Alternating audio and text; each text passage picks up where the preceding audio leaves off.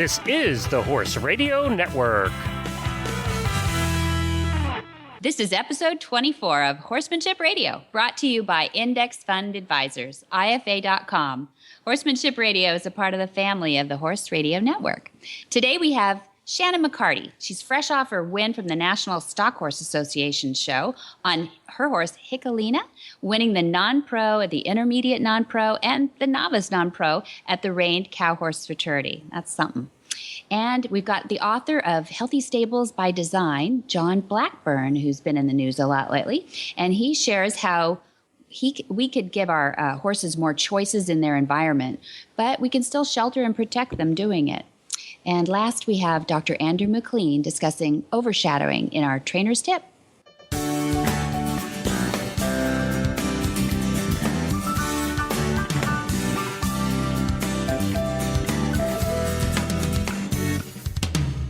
This is Debbie Laux, and you're listening to the Horsemanship Radio. Welcome all. We have a growing audience now, and we thank you all for listening. Horsemanship Radio airs on the 15th and the 30th of the months, and I have my producer Glenn with me today. Hey, what's happening on the East Coast in the horse world today, Glenn? I got to drive my pony this morning, so I had fun with that. A beautiful day here in Florida till about 10 o'clock in the morning when it starts to heat up to about 100 degrees. Oh, 100? Well, wow. Yeah, the real feel today was like 107 because, it only gets up into the 90, mid to upper 90s here, but the humidity's about 100%. So it's like... Oh, man, and your poor pony, he's pulling you around. Yeah, huh? I know, but I got out early this morning, so nice. So my poor little pony wouldn't have to pull me around in 100-degree heat. Yeah, I bet it's beautiful out there, though, in that cool morning. It is. It's beautiful. When it's nice weather here in Florida, it's beautiful, and we're coming. It'll start to cool off a little bit now. Yeah, so good. We'll start to do that. And did you guys get any rain at all in this last batch of rain that hit Phoenix and everything? Oh, you know what? We got 5 minutes. We did. 5 minutes? Wow. True story. I was going out to ride on Monday, and I got in my car where I am, and it was a little overcast. It was like one of those muggy kind of looks. No sunshine. What? No sunshine in Southern California? And on the way there, I almost called in council. My windshield wipers went for like 5 minutes in a row, and then broke on the other side. They remembered. And I got to the other side of this little pass, and hot. It was like, well, it wasn't as hot as yours, but it was like 92 or something. And went, okay, that was it. So it all dried up by the time we actually got to the barn. When it rains there, do you guys just sit and watch it? It's kind of weird. It goes through spurts. I mean, in every 5 or 6 years, we'll have a ton of rain, right? And then everybody complains that their horses are standing into mud up to their knees, and we forget, in about 5 days we forget, and we go, oh, this is really miserable. And I had somebody on Facebook just recently say, hey, I was out at Flagstaff Farms, and I saw that they had horses. We had the rescue horses out in the back, had these horses out in these open pens, and they're going to get really muddy out there and everything when it rains. And I thought, oh, well, it'll be that ain't happening. And for everybody in other countries, California is in the middle of a drought right now. So really are, yeah, they haven't seen rain a whole lot this year, if at all. It's years and years. No, It's not just this year or last year or the other. It's like, we're years going on. 5 or 6 years now, we really have been in a drought situation. So we literally, the oil comes to the top of roads. So when when you get a little wet, whether it's your ride, you got your horse going across a road or something, or you stop too much in a car, too fast, you have to watch out, because with a little bit of water, just a teeny bit, you really start to get an icy, not literally, but you get a slippery situation on the roads, because the oil is just sat there, not being washed off for the longest time. People in hot country know what I'm talking about. Maybe even in Florida, you get showered off. We've been having record rains. We've been getting an inch or two of rain almost every day. Oh my gosh! But it'll come down. We'll get that inch of rain in an hour and a half. It'll just pour buckets. You can't see the tree outside my studio here. And then, for an hour it'll do that, and we'll literally get about 2 inches of rain. And then in about a half an hour, you won't know it even rained, because it all just sinks in here. Yeah. It's just gone. And that's why it's so green, and that's why they're the tropics. That's right. That's why it's Florida too. Yeah. No, I feel sorry for the people that have horses in warm climes like this, because it is It's nice, but if we don't have water, the hay gets expensive. Horse people are all groaning together with me right now. They know all the downsides of not having rain for years. It's getting expensive too. So we're going to keep trying to bring this.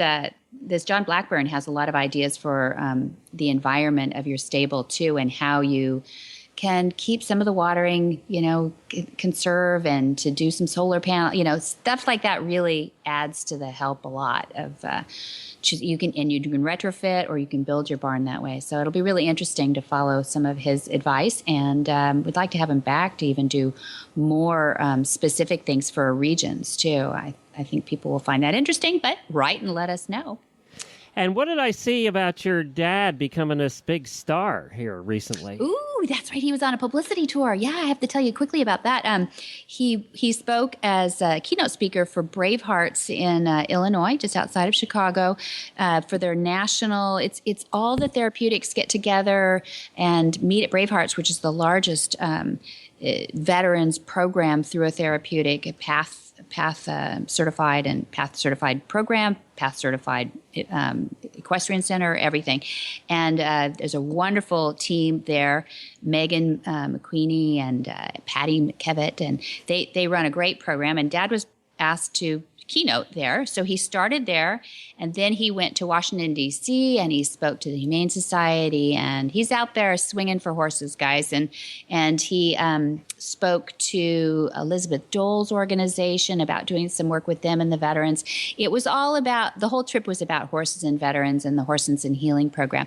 Then the party moved to New York, and you can probably see the link on our Facebook page still, but he was on Fox and Friends on Saturday morning, and he literally did a bitty join up right there in Manhattan outside the studio on carpeting with a carriage horse, beautiful carriage horse named Max, and people should go on the Facebook and look at that, because it's really cute, because you could tell, the Tucker Carlson and everything, they're awesome people, but they didn't quite understand what this whole thing was about, and I think they got it. It was like one of those light bulb moments. It was really fun. And then we had one of our veterans that had been through the program, Alicia Watkins, there, so people will see her, and she was in the Pentagon when the planes went in on 9/11, and today happens to be 9/11 that we're recording this on, Glenn. And she was whisked off to Afghanistan as part of that, and she had some real difficulties, and she came back and actually became homeless. But she now is at Harvard and getting, she's top of her class, and she wants to work with horses and people, and she's getting her degree in psychology. So she's a great turnaround story, and she's a wonderful lady. She actually just won Ms. Massachusetts when she was up there going to Harvard. Oh, really?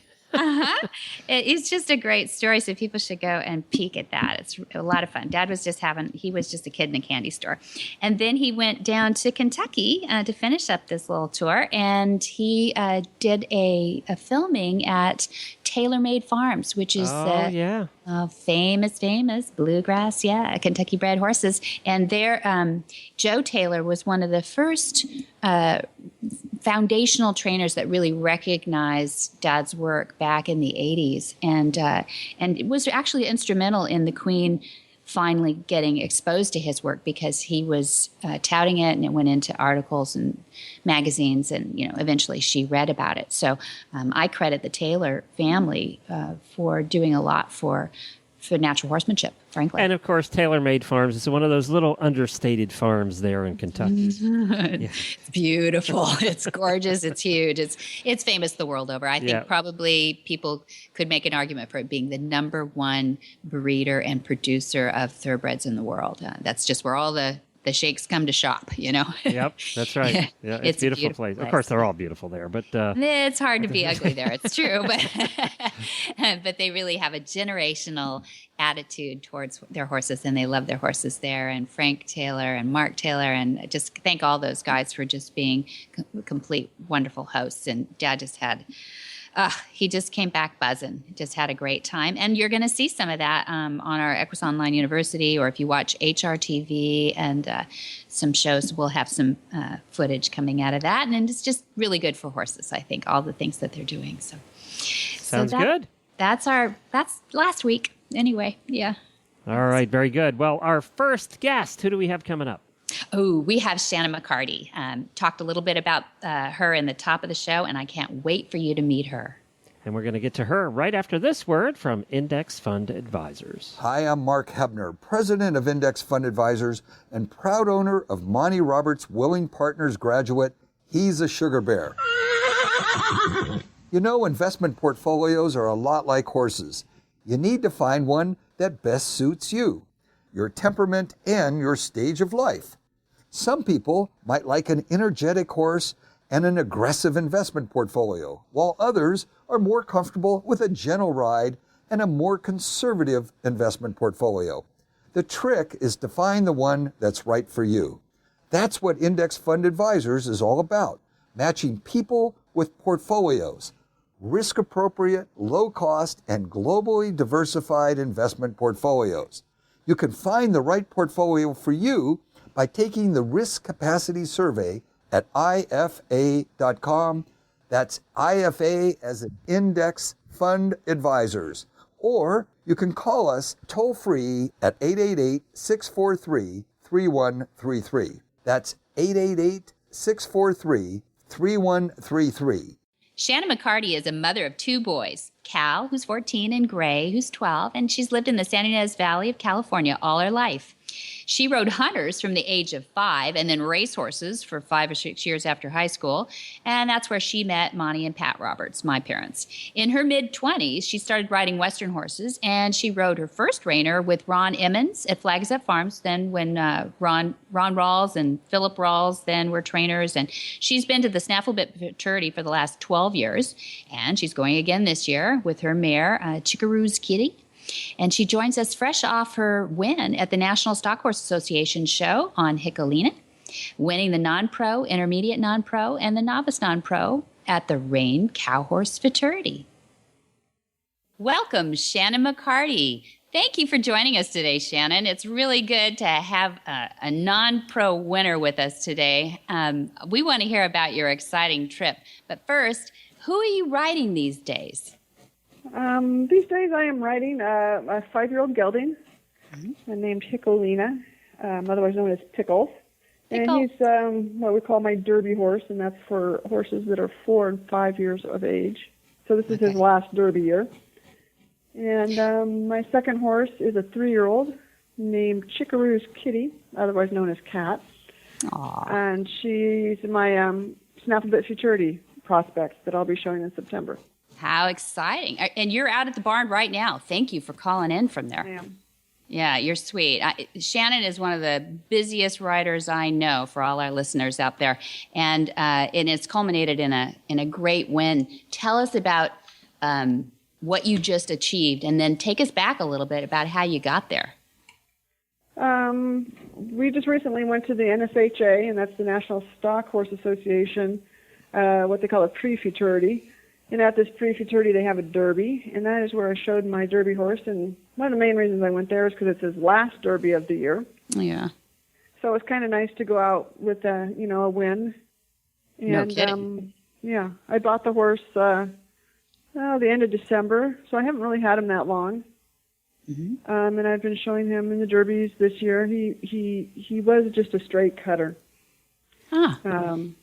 So he's had to learn how to do the reining part of it and the down the fence part of it. Wow. But I've had, he's a quick learner and we've had quite a bit of success. He We did must- very well in- Yeah, it must be, because your scores are amazing on the reining and down the fence. So how did you get him there so quickly? He's just that smart? He's pretty smart. He had a good foundation on him, so it was just showing him a little bit of different of a style of how to stop and how to turn around. And this last show, he's kind of put it all together. The 2 previous shows I've taken him to, we've had a few glitches here and there, just from him not being solid. Mm-hmm. But it's just. Yeah, and how much cow work have you done on him? Do you? He as a 3-year-old, he was with Morgan Cromer, and her assistant Jake Pinero owned him, and so he got shown his 3-year-old years as a cutter, and he won over $25,000 Good grief! just in his 3-year-old year. So he was fairly good. And Jake had him till he was 4, and then he sold him. Just I think mainly just because he wanted to get another young, aged, event horse. Mm-hmm. So Okay. that's when I got him. That's great that he's been doing so well to diversify. That's why you won the whole thing, I'm sure. There's a lot of us that get to watch reining on a regular basis. My mom shows. My dad certainly has done his share. But not everybody knows the scoring system. And it can be a little frustrating when you're watching the cool stuff that's going on these days on HRTV and a lot of the reining programming that they have. But not all of us know what they're talking about with these weird kind of numbers, certainly not a 1 to 10. Can you explain a little bit about that? The reining is based on a point system for each maneuver, and there can be up to 8 maneuvers in a pattern. And Okay. those maneuvers are plus or minus a half a point to a full point. Mm-hmm. And everybody starts with a 70. So that's if you just go in there and you just kind of put another, an average. You do everything just kind of average and clean, you get a 70. Okay. And like this last horse show I went to, and most of the aged event shows will have 3 to 5 judges. This show had 3 judges. So if They take the average? if you're at a 210, that means all 3 judges gave you a 70. Right. So you'll be, if you turn around, your horse spins, a little faster and looks a little nicer, you might plus half of that. So now you're at a 70 and a half. Or if your horse really slides nicely, he might plus you a half or, maybe even a full point. So now you're at a 71 or a 71 and a half. And they just keep, the scorecard has a little box for each maneuver. And that's Okay. just circles, spins, slides. Yeah. Have you judged? Have you judged before, Shannon, too? No, I haven't. Yeah, you're non-pro. not. I know that's true. It must be difficult, though. Some of those are subjective. Do you find that people have their favorite judges? Does it get a little? Does it get a little like yeah, that? I mean, there's definitely judges that like different styles. Styles, yeah. But it's with that kind of a point scale, they got to be pretty accountable for it all. Yeah. So, and especially with 3 judges, and if there is one judge that's way out of there, and I think if there's more than a 2.5 or 3 point discrepancy Difference. between judges, they will review it. Yeah, good. And all 3 judges will discuss that. I would love for you to describe to the listeners what it's like on some of those patterns and some of that sliding. We are going to put up on the show notes this beautiful photo of you in a hackamore, which is the traditional hackamore of there's just not much on that head. All that woe is going on in your legs and your cues. Tell the listener a little bit. Can you describe it a little bit? What that feels like? It feels very powerful. Yeah, it's very powerful, and you gotta trust your horse to stop. And as odd as it sounds, a good stop starts with a good rundown. If you're not running clean and fast and hard, you're not going to stop. Mm-hmm. So it's kind of like landing a jet, really, is what you like. Wow, that's a cool way to describe it. Landing a jet, because you've got all that power. How fast are you going? 30, 35 miles an hour, maybe? Well, I'm not sure if you're going quite that fast. Depends on the size of the arena and the horse. That's true. and of course the age of your horse. But you're moving, you're moving right along. You feel like about 80 miles an hour sometimes. Yeah, at times it does, especially when you're in a hackamore. Yeah, that's right. That's right. Yeah, and how long can a horse perform in a hackamore like that with nothing in his mouth? For listeners, you got to go see the photo. It's amazing. 2 years. 2 years? Yeah. Yeah. Yeah, and then you either go to the bridle or you go to trail riding. Is that right? Exactly. You get to the next discipline. Yeah? That's Exactly. amazing. And do you use the fence as a training aid to begin the baby steps of learning to stop? Yeah, and yes, I do use the fence, but I don't use it to make them stop. I use it to teach them to run. Mm-hmm. Yeah. So they have something to run too. Right. Yeah. No, that's such a cool thing. Do you run to the barn too, or away from the barn, or do you find that makes any difference when you're in the arena? I mean. Oh, usually they run a little bit better towards the barn. Yeah. Yeah. Good. But- Okay. There's a tip, I kids. haven't really had any issue with that. Oh, good. Yeah. So they're all. What do you find in a horse that is it just the big engine? What are you looking for in a brain that does the best for you? Somebody that wants to be a team player, who wants to be there and help you. Yeah. You know, I don't really particularly like a huge engine because that gets in the way a lot. But Okay. not that I haven't had some like that, but they have to be willing. They have to be willing to go out every day and, okay, what are we going to do today, and how can we do this? How can I help you? Mm-hmm. I'll Tell us take a little. try over talent any day of the week. Boy, that's the truth, isn't it? Attitude is everything, and they know it too. You're a good reader of the horse, obviously, but that's the trick. I think is finding and breeding is so important. So you're liking this, you're liking Hickalina for her. It's her, breeding, Him. Sorry. Okay. There you go. With a name like Pickles, it's got to be a boy. Pickle. I know. See, I guess I my Pickles. I like it though. Either way. So take us back a little bit in your youth though. And I'd love to hear about how you got into horses because everybody's got their own story and why you stayed in horses. I kind of grew up in them. I started riding. I went to my first horse show when I was 5. So, and I was riding hunter and jumpers. And through my youth, I was very fortunate, and I was able to, because my parents didn't have a lot of money. Mm-hmm. So I was very fortunate to be in a barn that had some amateur riders that needed their horses seasoned, and I was able to ride their horses for them. Mm-hmm. So I got a lot of miles with a lot of different horses doing that. And in the hunter-jumper thing in the youth division, you can do that. Yeah. And after that, after I graduated from high school, it was really expensive in the hunters thing, and I wasn't going to be able to continue on that track. Mm-hmm. And that's when I went into the racehorses. Yeah, that's an interesting left turn for some people. You were small. So you could do that. It just kind of seemed like a challenge. And it was, I learned more about horses there than I have before or since, really. Wow. We get on that number of horses. Mm-hmm. And so you were young horses and that many young minds. Right, and that many thoroughbreds, yeah. Exactly, it was very educational. And you were riding off track. You were on in a training facility. Yeah. Well, I was at Flag Is Up. Yeah. Well, I was going to have you introduce that.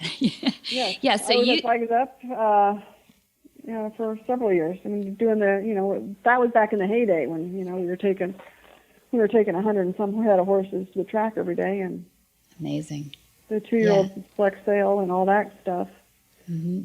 Those were great memories and a great time. And there's still, even to this day, there's nothing like being on a good racehorse at 6:30 in the morning galloping through the fog. Oh, that sounds so nice. Yeah, and it is a beautiful area. So you were at Flag Is Up Farms how many years? 4 or 5? 5 or 6 years. 5 or 6 years? 5 years. Yeah. 80. Yeah, pretty much all through the late 80s. That's a lot of experience. What do you think was one of the most important things that you learned?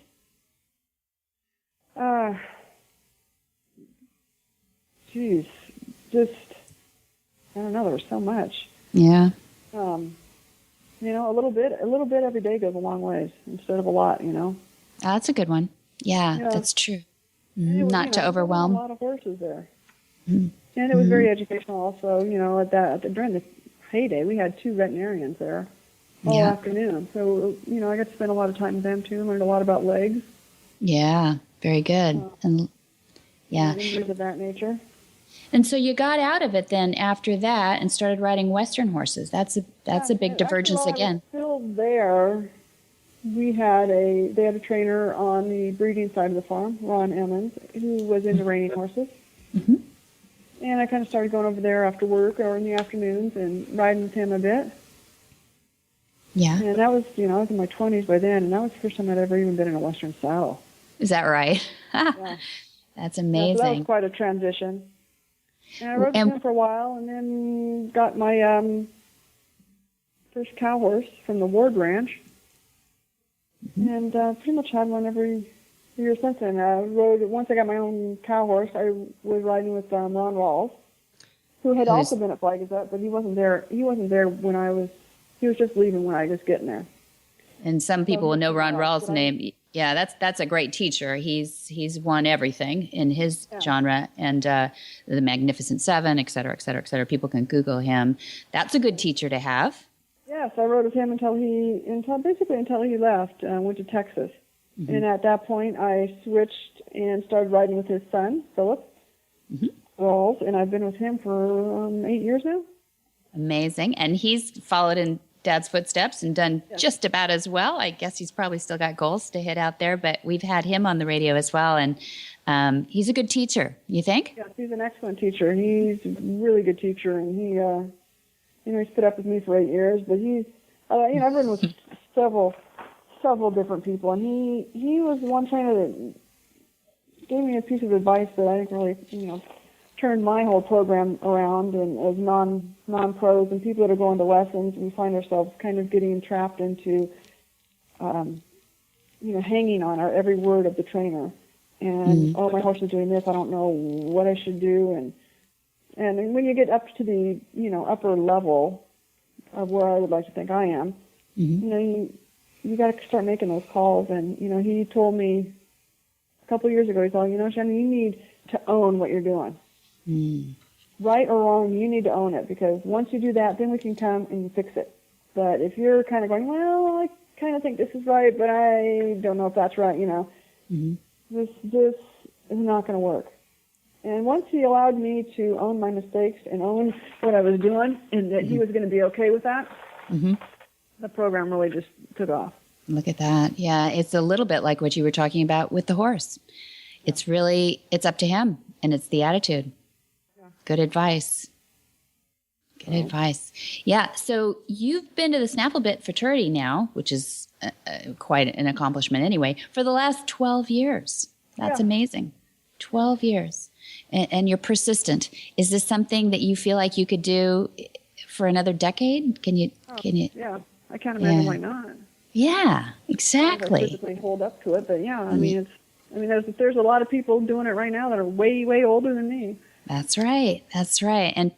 But non-pro status, there's a significant amount of sacrifice that you have to make to stay in that status too. Yeah. So It's a dedication. It's a labor of love. It is, and it's a hard deal, because I'm not a wealthy person, so it's because of that, people know that, and I get a lot of questions. Well, is she really? Because I don't have my own branch, and by my own horse, I have to board them out, and then you always get the well, is she riding there? So I'm always defending my status also. Yeah, it's exhausting at times, but I'm sure it goes with the territory. But we're proud of you for hanging in there too, because it's a big leap to do otherwise. Yes, it is. It's a huge leap, and it's just whether I have two children. One, they're just starting. One's in high school, and the other one's in 7th grade. So it's the non-pro thing's about all I can do right now. I ride in the morning.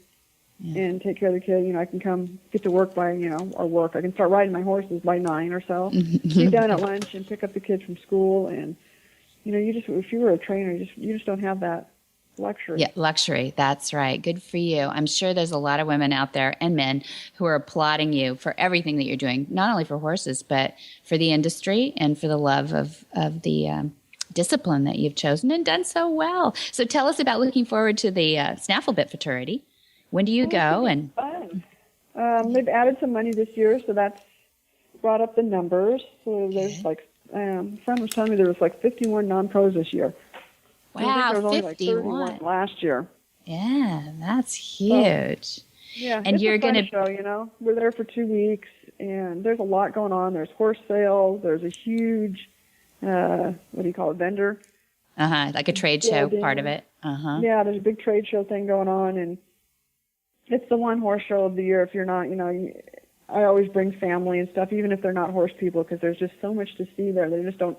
You don't end up just sitting at the arena watching one run after the other. You can go to the trade show. You can go to the horse sales. It's in Reno, so there's the casinos, and it's a great show to go to with your whole family. Right, and it's in October. It's September 21st through October 5th or something like that. There we go. Okay, good. People should look that up. And you're going on a mare, Shikaru's kitty. I'm going on a mare. Yeah, she's out of the same sire, or by the same sire as my gelding. Different mama. Mm-hmm. And how do you feel your chances are with 51?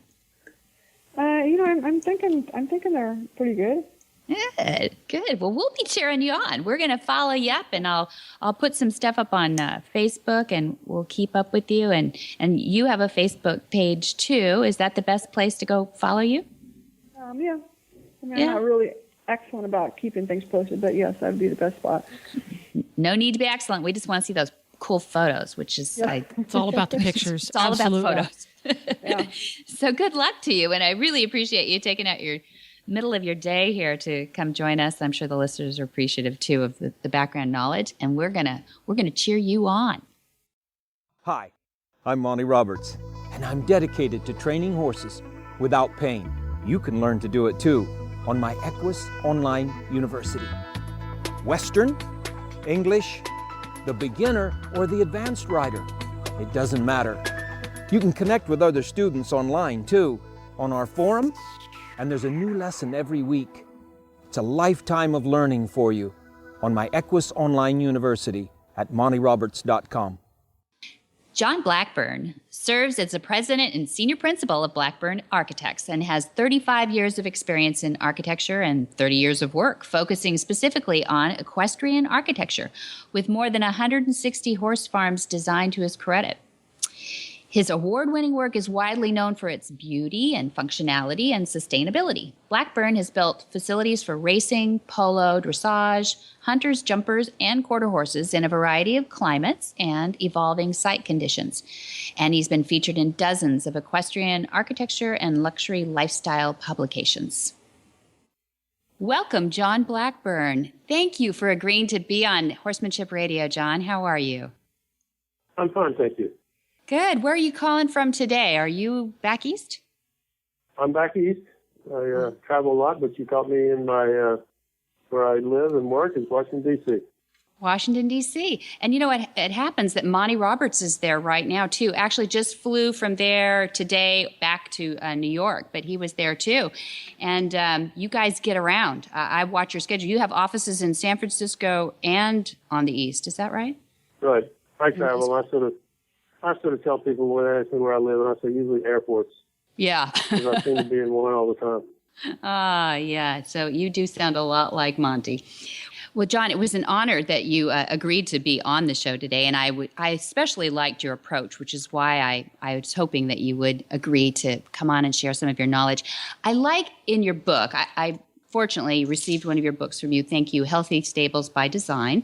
And right up front, one of the things that you had said was that while a degree of predictability as a result of domestication of horses is present, certain wildness will always be there because of the horse's instinct to protect himself. His only means of serious defense is being a flight animal. I love that. Right. Yeah. And that's the root of everything I do, because I've always described it as give a horse a half a chance and they'll find a way to injure themselves. And really what they're trying to do is flee for their own protection. And that's their only protection, really, is to flee. Yeah. Yeah, and you're saying, too, that stables should be designed to put the horse at ease in whatever, this form of protection we put around them is. And that makes sense. So you approach it from the nature of the horse outward when designing, if you can design from the ground up a stable. Is that right? Absolutely.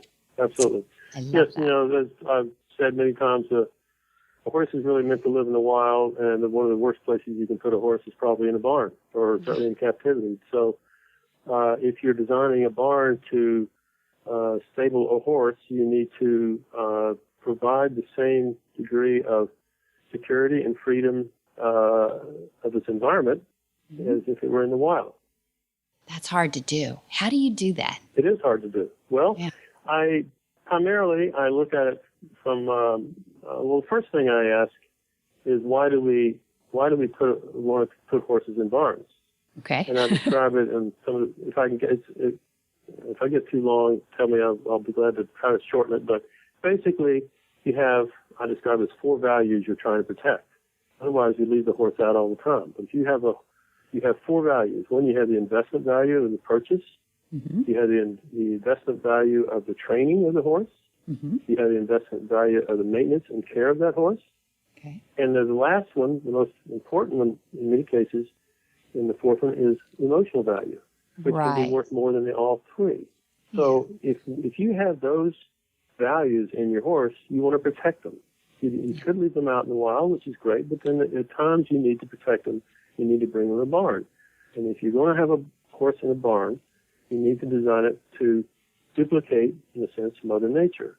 In other words, if a horse wants to get out of the sun or run into the shade, if it wants to get out of the hill, out of the wind, it'll run behind the hill or something of that nature. Okay. And so it's trying to control its environment. And as I described to people who want to heat barns or air-conditioned barns, I said the horse is not running from a 40-degree temperature to a 70-degree temperature or vice versa. Yeah. They're just trying to control their environment so they can remain healthy, and that's what the barn has to do. So I try to provide natural light, natural ventilation, and design the environment to be as healthy for that environment.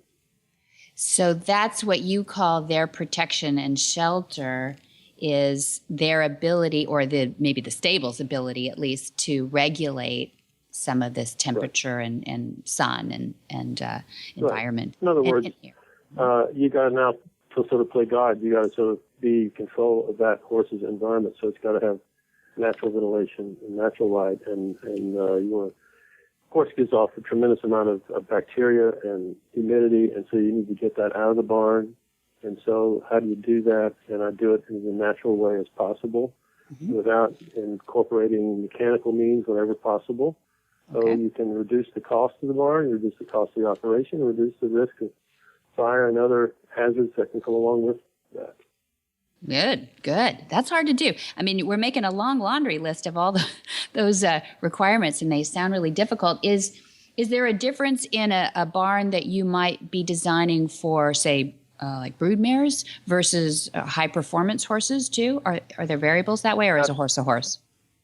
No, absolutely. A horse is a horse in many cases in terms of health needs and instincts and that sort of thing. But no, definitely there are differences for types of horses.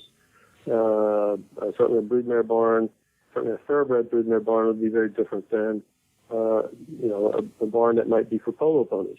Totally different, but you're still there to protect the environment and the health and the safety of that horse. You may do it slightly different. Certainly for broodmares, you want to use the natural light and natural cycling for the broodmare, and then take advantage of that. So that's where I started, actually, with thoroughbred broodmares and a thoroughbred farm in 1983. And I was designing for natural light, and I used skylights, and it lit the barn naturally. And sort of a signature of our barns is, unless a client requires to have a loft or some sort of a ceiling, is they're all naturally lit. You go into my barn anytime during the day, and you will not need an electric light. Oh, that's nice. We do put fans in the corners of the stall to provide ventilation for the horse, but that's primarily so it's fixed, so a horse can stand in front of the fan or stand out of the fan. It doesn't rotate. So that gives that horse choice. Just like if it's in the wild that wanted to get out of the wind or get in the wind, it can now make that choice. And so the barn tries to duplicate all that a horse would have to the degree possible. Okay, I missed that last sentence. Could you say that last sentence one more time for me, John? I try to give the horse everything in the barn. I try to give the horse the same degree of freedom or options it has in nature.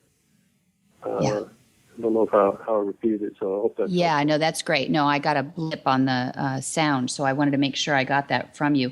What does footing look like in choice that way? Footing in the barn? In the stall, actually, yeah.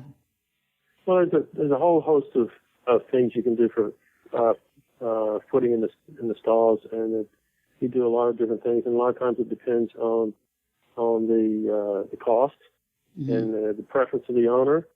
But I think rubber mats and stone dust works as well as most as most farms or as most barns or most designs. What I try to do with my natural light and natural ventilation concept, because the barn is ventilating and it's light, it's not producing odors.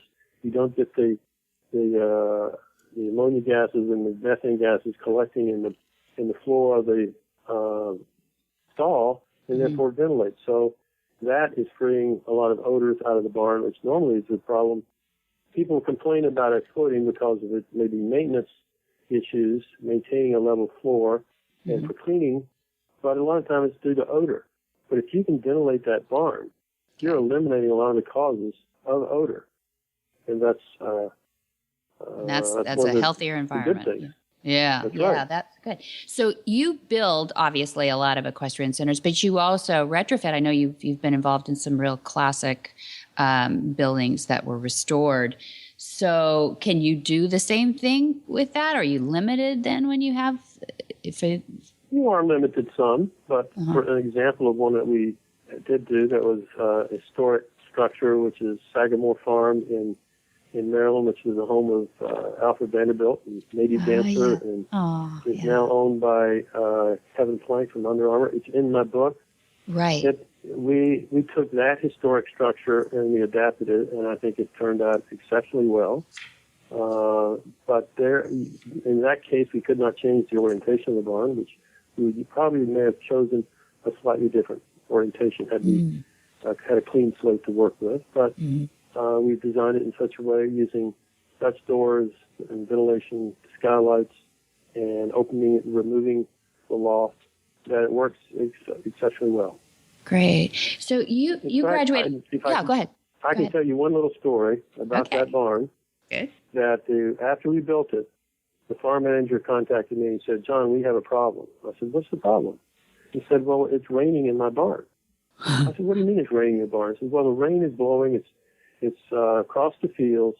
It's flying up under the roof, and it's misting inside the aisle of the barn through the vents in the skylight." And I said, "That's perfect. That's great. Now your horse is the same temperature, the same conditions as it is outside, but it's not getting wet. It's being protected, but it's being ventilated, and it's not damaging the barn at all because the barn is designed for that." Great. And there's shelter and protection. Yes, they should be. That's awesome. It is a difficult thing when you think about the Mongolian steppes and where horses came from. We could see 2 or 3 miles in every direction, and to get that same environment without feeling like we're leaving them out in the cold. And I know the feeling.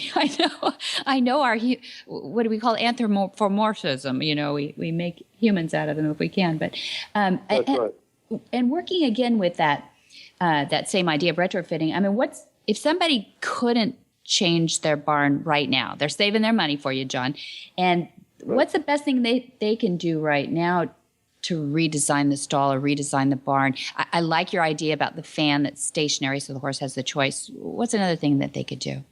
One of the first things I think in many cases is what they store in the barn, get the hay out of the barn, get the hay out of the loft, get rid of the loft if you can, get in natural light, do those sort of things, which can be as simple as maybe removing the loft, or certainly if you're storing hay up and get it out of there, don't use the loft.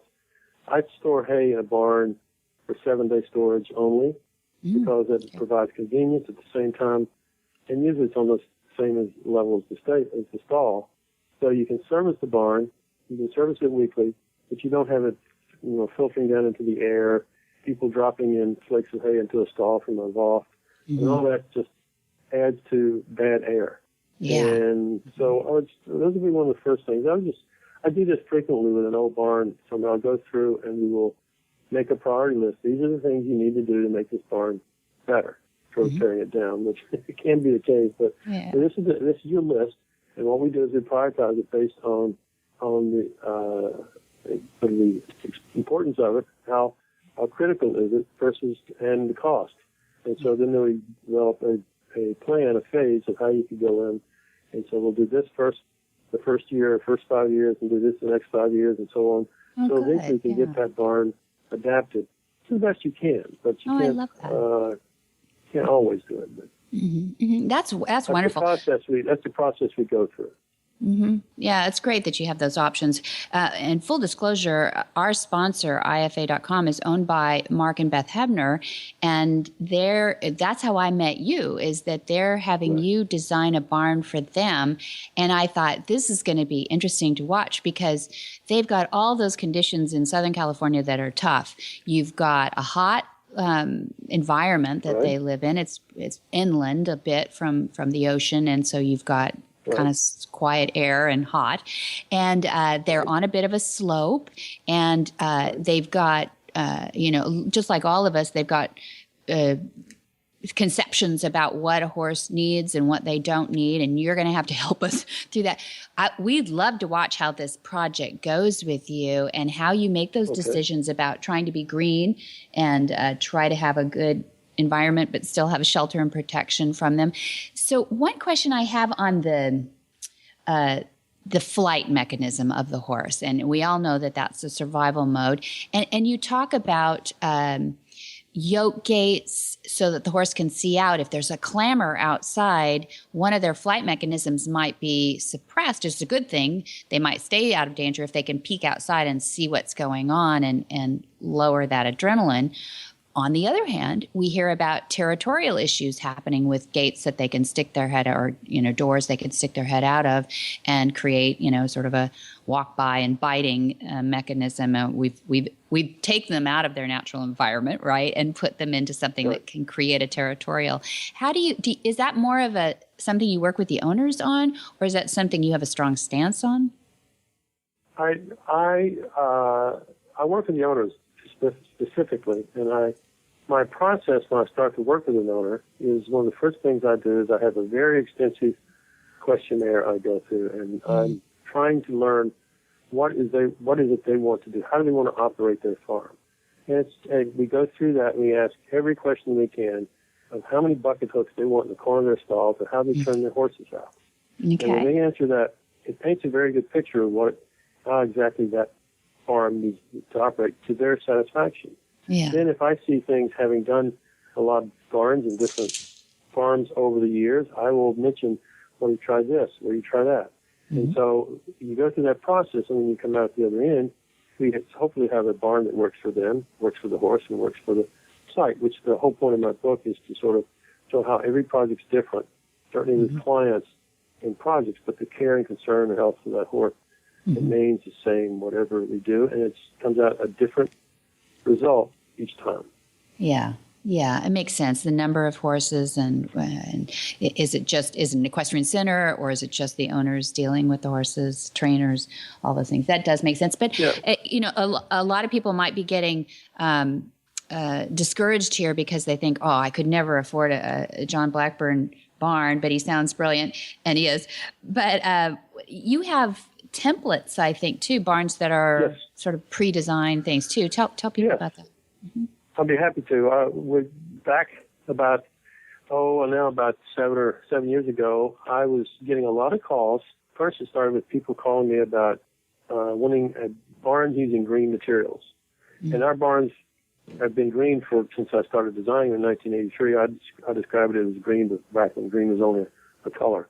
And now, and so we developed a barn that, one, I wanted to reach to a wider segment of the market, do more for horses, but also more for the horse owners who wanted to have a healthy barn, because I got a lot of calls from a lot of people who just couldn't afford it. So I developed, based on the design of the barns that we've done so many of, I said, these are the 4 types that are most popular.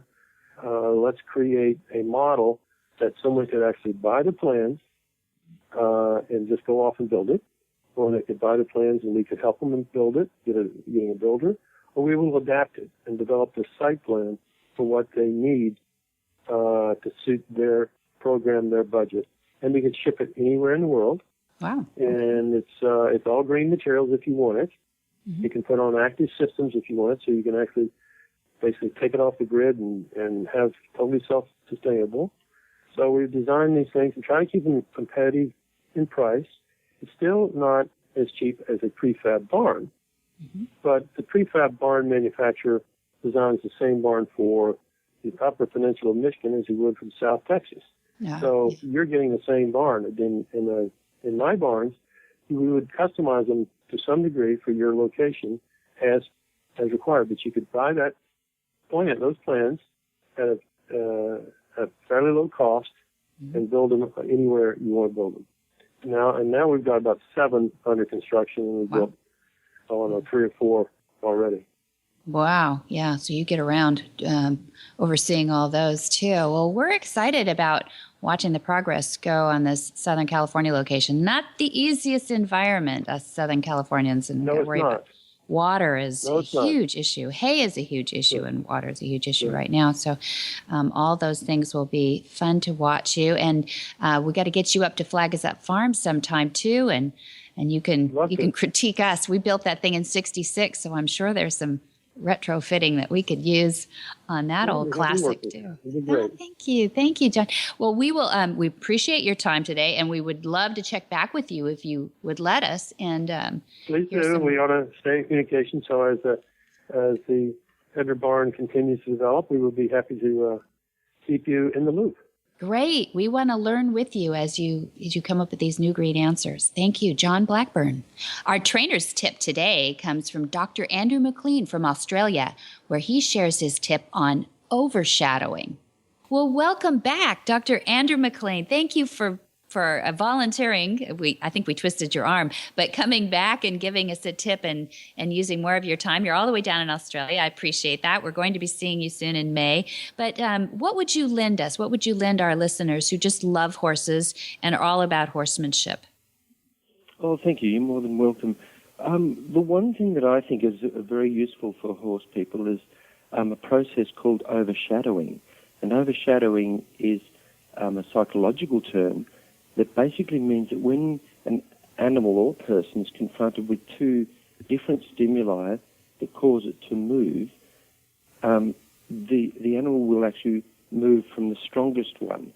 So where this can be useful is, for example, if the horse is afraid of the clippers, or when you're worming the horse with worm paste or anything like that, is that as you approach with the clippers, if you teach the horse to step back and step forward from the lead rein, and teach him very, very clearly to step forward and step back, which is something that I think in your world people do well, but in my world they don't. Dressage people particularly are very afraid of stepping horses back, which I think is crazy because it's just another response. But nonetheless, if you practice step forward and step back from the lead rein so that in the end it becomes very light, then, excuse me, then when you approach with the clippers, if you only approach to the point where the horse becomes mildly concerned, and at that moment step the horse forward and back and keep doing it until he becomes light again, because the moment he's concerned, he'll be overshadowed by the clippers, and his step back will be poorer, and so will his step forward. Step back is more important than the step forward, actually, because if the horse does show fear to the clippers, he'll be leaping forward in most cases. I see. And then when he's light, you bring the clippers maybe 1 meter closer again and attempt to step forward and step back, and again keep doing it until he's light. It'll be heavy again because his brain is diverted to clippers.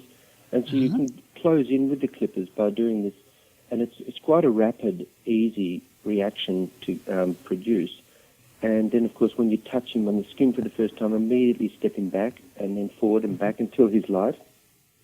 And it really makes a big difference and makes it so much quicker. And I teach this at a lot of veterinary hospitals and for veterinary functions and meetings, because vets are often confronted with dealing with horses, but they're usually so uneducated about handling horses. The amount of time they spend at universities is so low in actual handling live horses properly, and they don't learn it from the point of view of understanding what rewards reactions. They don't learn any what I call learning theory at all in most universities. So teaching people how to do this means that you won't need to use drugs, and it's a safer animal anyway. When you're stepping forward and stepping back, and he becomes overshadowed to the clippers, and you gradually move in closer with the clippers, you find that it's not just a distraction. The horse actually learns to be unafraid of the clippers because his brain has said, I've got to answer the backwards pressure. Because if he doesn't, right. you increase it until he does, and the same with forward, and then he learns to have better leading responses, and his reaction to the clippers is diminished. So it's always best to start with very small clippers and then move on through various gradations of the clipper noise and pressure, and as Monty himself does with the hairdryer, that's another very good step in the whole process. And you can, by stepping him forward, stepping him back, and overshadowing, it's not just a distraction. The next day you can come along and you'll find that the horse is totally calm about the clippers. So it's used for I use it for the dentist, for the farrier. If the horse kicks out at the farrier, I step the horse back. I step him back as strongly as he needs to step back, according to how hard he kicked out. And I tell the farrier I'm going to step him back, so let's go of the foot. But very quickly the horse learns that to be controlled by the lead rein and not to be controlled by external stimuli such as farriers and clippers and wormers and things like that. Yeah, awful things like that. That's brilliant. It's a bit of a trust thing for horses, isn't it, to step back a little bit. They can't see precisely behind them, and because of the set of the eyes, and so you're building on that trust that they step back and they didn't die, but it does bring their attention to that trust instead of the trust of the stimuli. That makes good sense. Practice at it because they probably don't do that much step back on their own. Compared to forward steps, it'd be something like 1,000,000 to 1, the matter of the ratio of how many times the horses practice stepping forward as opposed to back. So you do have to teach them, and that's why you don't expect more than a step. I wouldn't expect the horse to, run back in the beginning or, go back quickly or evenly or even straight, but just to step back one step. Very good. We're going to have to do a lesson on our Equus Online University for that one. Please do. Brilliant. Yeah. Could use that one, couldn't we? Yes, I could use that one. Maybe we could do that in May, too. Thank you. Yes. Well, thank you, Dr. If anybody wants some information on that, on my website, there's my email address, and I have some papers that have been published on this overshadowing process. Perfect. We will put that up in the show notes so that everybody can click right on that and see all your background and the research that you've done. Thank you. What in the wide world of sports is going on here?